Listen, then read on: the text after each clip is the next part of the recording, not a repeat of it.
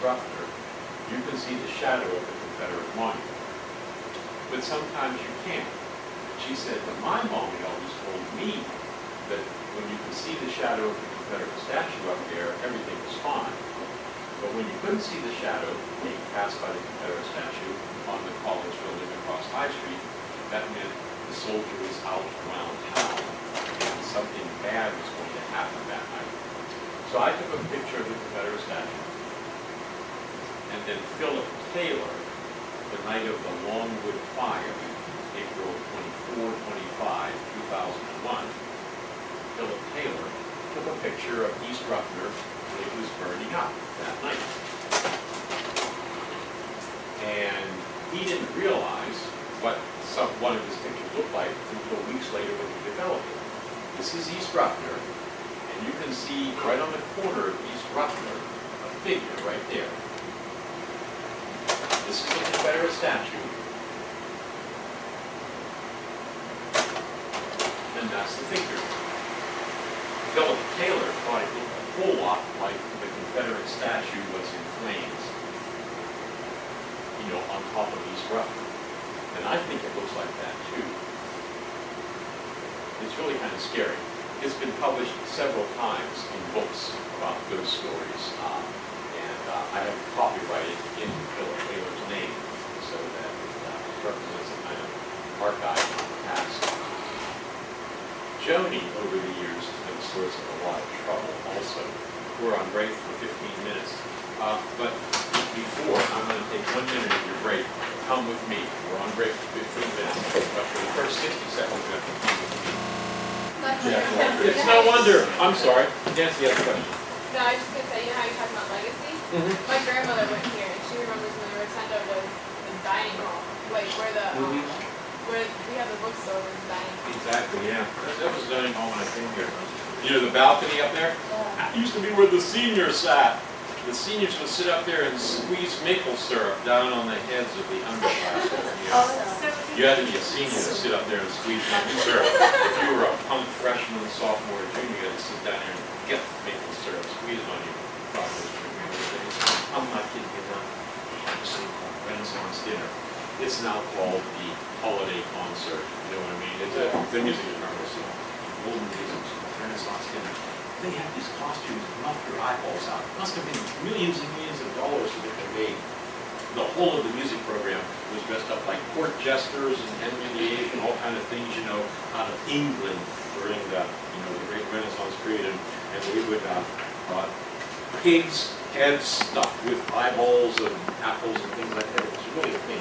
It was in the dining hall. It lasted 6 hours. It began at 6 p.m. Friday night and Saturday night, Christmas time. And it was over at midnight. It was a 6-hour extravaganza. Music, singing, dancing, eating, drinking, and so on. Awesome. You're not going to believe this. At the end, they came out, and for every lady, a rose was presented, and to every man, a huge cigar that was about as big as a baseball bat. That's the way it looked to me the first time I jammed it in my mouth.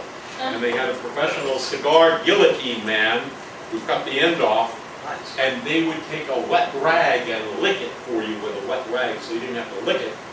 And then they'd fire those suckers up in the dining hall. There would be 100 men smoking these big black cigars in the dining hall. You had to crawl out in your hands and knees with so much smoke. It was an olden day then, you know. Now I walk down High Street every morning and the first thing I see on my university is a sign that says, this is literally the first thing you see. Smoking in designated areas only. I am a full professor at smoking in designated areas only. I shouldn't be making fun. I know that I shouldn't smoke a corn cob pipe. You don't have to tell me, Sandy. It's just that times change. Everything changes over time. And, you know, our community, they used to smoke in classrooms. I smoked a corn cob pipe in classrooms, in my classes, until 1985. That was the year that they said, you really shouldn't smoke in front of your students anymore. And Colonel Clark, he taught in accounting, retired Air Force Colonel. He smoked those wee little black cigarettes. Can you picture the ones I mean? I don't know what they're called. He would have one burning and sitting in the chalk trough of his classroom. He'd have another one burning, sitting on the edge of a table, and the third one got in trouble. She started leaning to the left, and they found the plaque up underneath her. But it's no wonder she leaned to the left, because up underneath her there was this sort of like false basement that had been filled in. Originally a full basement that filled it in at some time in the past. And when they filled it in was when they stopped heating the two houses across the street. Let's see, this is the Methodist church, and this is that Victorian house. So this one is reversed left to right. This Victorian house is now a parking lot beside the Methodist church. And when you look at this photograph, you can see the Methodist church, and in that triangular-shaped park that's now directly across from the rotunda, used to be two huge frame houses that stood. And visiting faculty members who were only going to be here for a year could live in them, and people like that. Well, they tore those suckers down, and at that time was when they filled in the basement underneath the rotunda, because in that basement there was the furnace that provided heat for the rotunda itself and for those two houses across High Street. The heat for the two houses was delivered through a tunnel that went under High Street. And when they did that, when I moved here, this was the end of the tunnel. This was what that little park looked like right across from the rotunda when I got here in 1978. The tunnel was still visible, although very shortly after I got here it was filled in with brick, rock, and dirt because students were always tempted to climb in. In fact, if you climbed in, you could only go about 2 feet.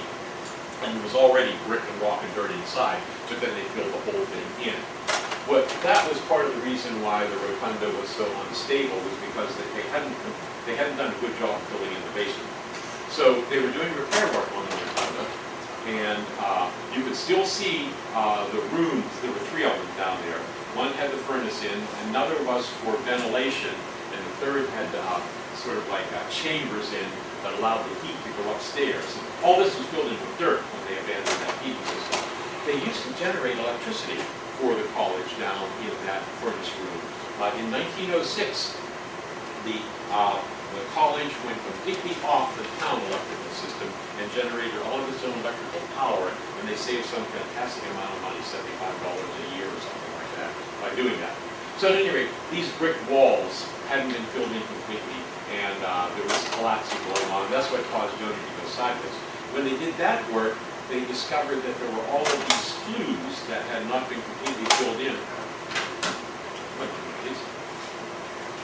That went up the walls of the rotunda and that provided the draft for the furnace down below.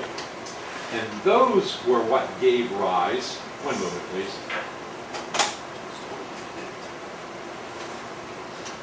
Okay, think what you're doing now, Jim. Pick this up.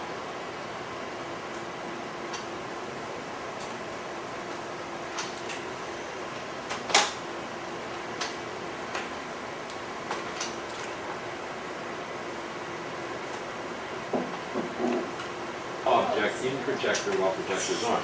But that's good. Thank you very much for the knife. That's a good knife.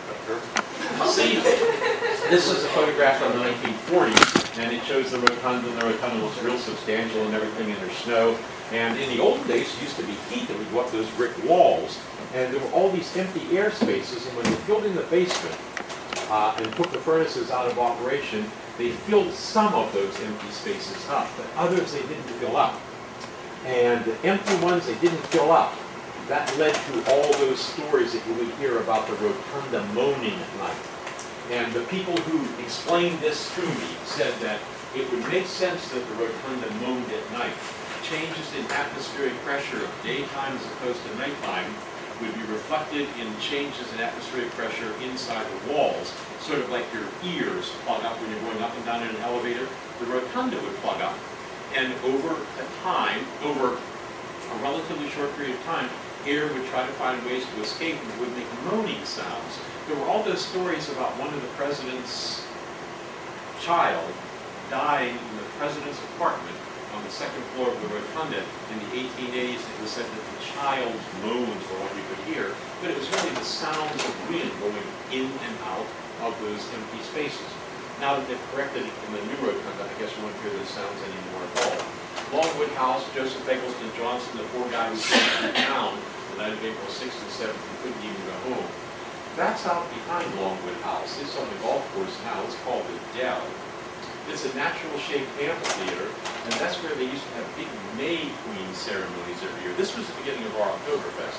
In the 1880s, they had May Queen